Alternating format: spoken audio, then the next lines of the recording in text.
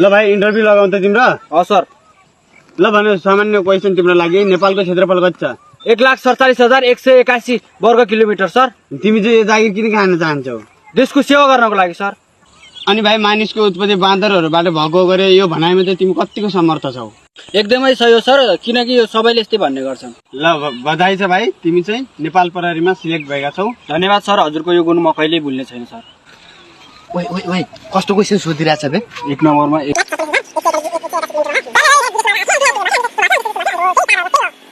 एउटा सामान्य चोरी केसको धरौटीमा निस्किनेलाई कति तिरेर चाहिँ निस्किनु पर्छ?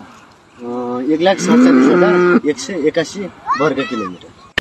अनि भाइ, यो चोरी केस चाहिँ कुन वर्गमा पर्छ नि? यो देशको सेवामा पर्छ हजुर। भाइ, तिमी भौलान त लागेन यार? सही हो सर, किनकि सबैले यस्तै भन्ने गर्छन्।